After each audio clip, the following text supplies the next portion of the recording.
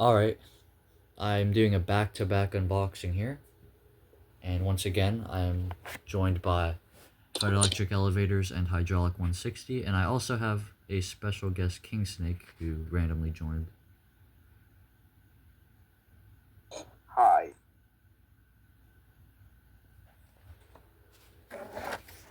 Alright, so I won't talk very much and I'll just get this thing open because I'm probably equally as excited for this as I was for what I thought was the 76R.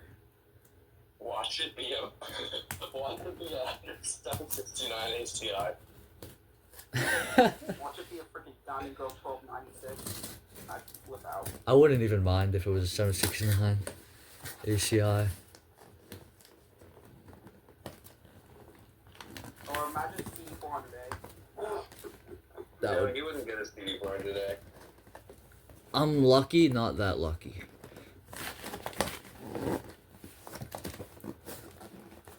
On today's episode of What Should He Get Before 769 ACI?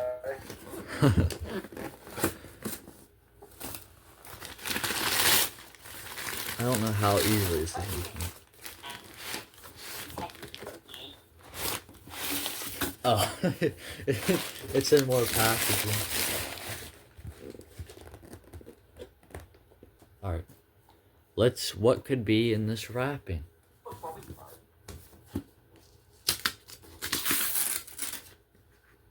Bum bum bum bum bum bum bum bum bum bum bum bum bum bum bum.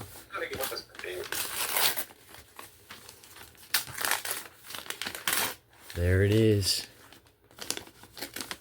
And I'll unbox it out of shot the rest of the way.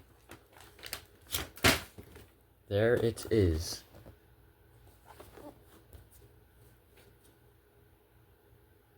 Oh, FB-1. Yes. Yes, I've been needing and wanting one of these for a very long time. So yeah, here it is. And the box is in quite rough condition. There's the front of it. It's got really cool box art. It's nothing like the FRU2 I have, which is why I wanted this one, because I have the FRU2. There's the side there.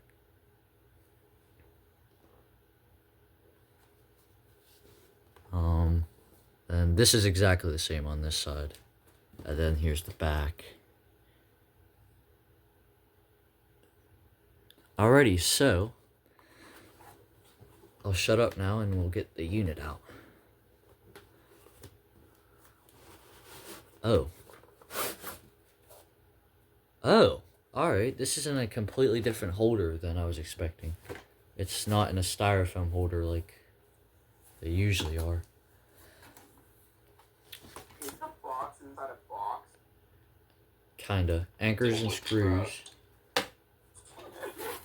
Manual, which, is actually, I think it's the same as my FRU2 manual. I'll have to check. And then the unit itself. There it is.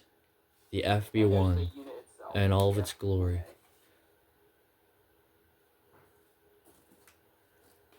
So I'll get the box and stuff out of the way.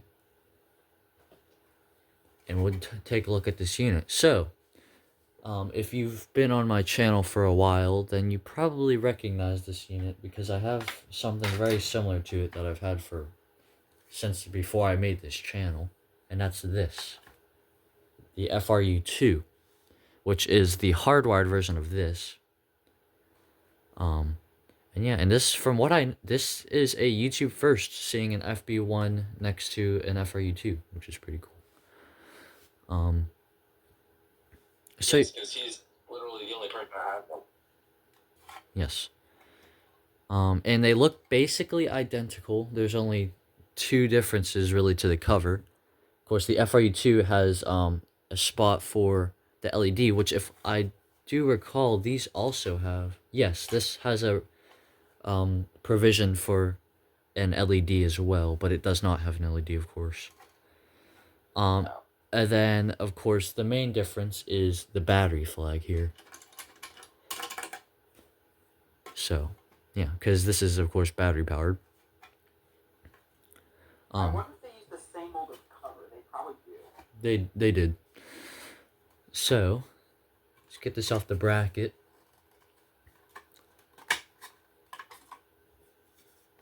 Okay, this one actually uses an FB1 bracket, but I have a rebrand, which I'll show shortly, that uses the FRU2 bracket. And here's the base. It's got that really weird cardboard thing. The, model FB1.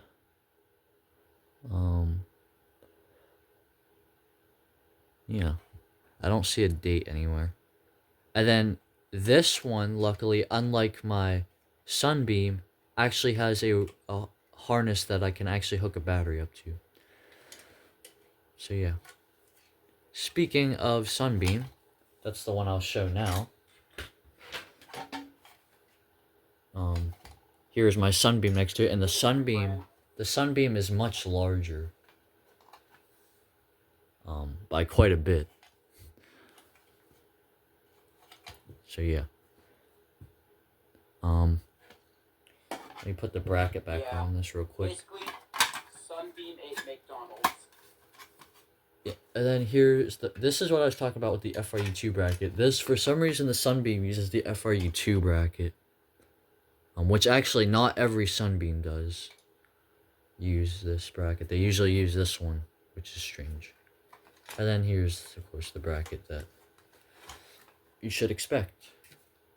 So, now I'm going to go through the history of Guardian, basically, because I have a very large Guardian collection. So, the first alarms Guardian made were these. These are the FRU1s. These are hardwired. They did not have a battery-powered version from what we know. It's basic, simple smoke alarm, 70s smoke alarm. And they released these, I want to say, around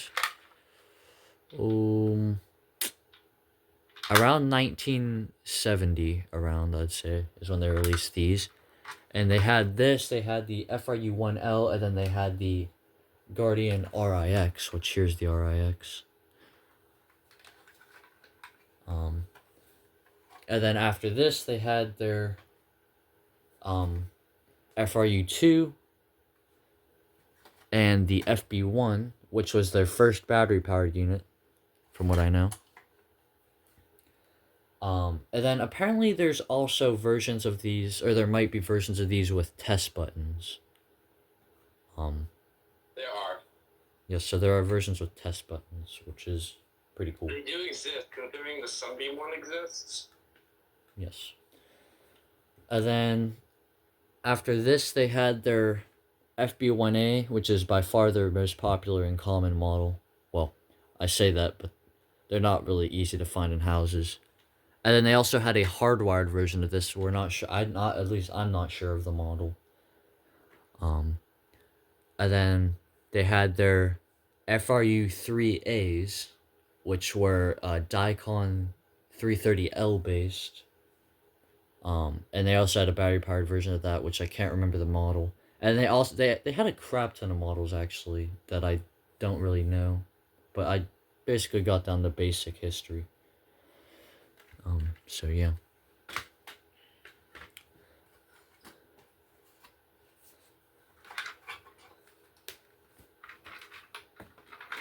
Alright, I don't really know what else to say. I guess I'll put a battery in this. Although I'm not going to be able to test it, sadly. I don't think. So we will see if it works.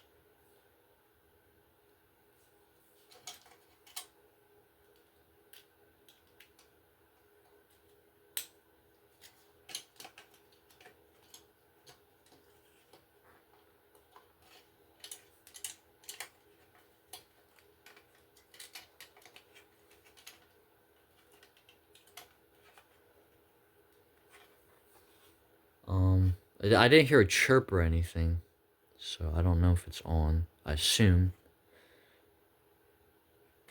But yeah. And to demonstrate what this would sound like, I will give the successor Possibly. Oh, wait, it chirped. Alright, so this is basically what it would sound like. Yep. There's a classic squealer horn sound. It uses the same horn as this has, the Kobishi CLB-27. So yeah. And then I suppose I'll show the manual off. So here it is. It's got the unit on the front. Model FB-1 battery-powered fire and smoke detector, Guardion. Which was basically their retail name, but they were just Pyrotronics. Or pyro alarm. Yeah, they went by many names. Oh, this is actually... Oh, okay. I see. It unfolds. So, start off here.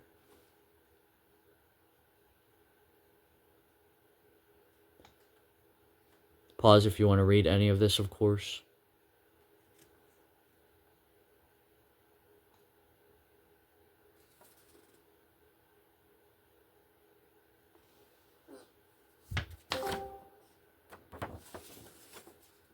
California State Fire Marshal has this as June 15th, 1976, but that is not the actual date, but that is around when this unit would have had to have been made. I already saw that a lot.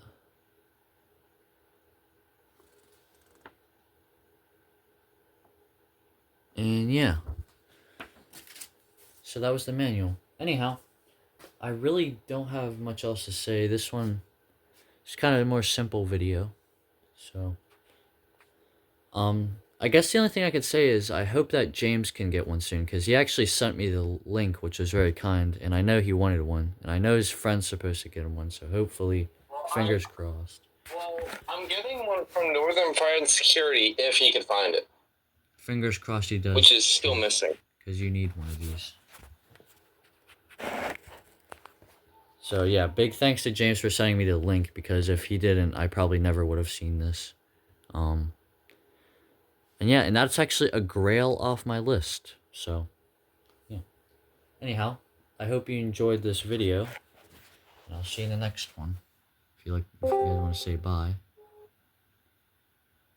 Bye. Bye.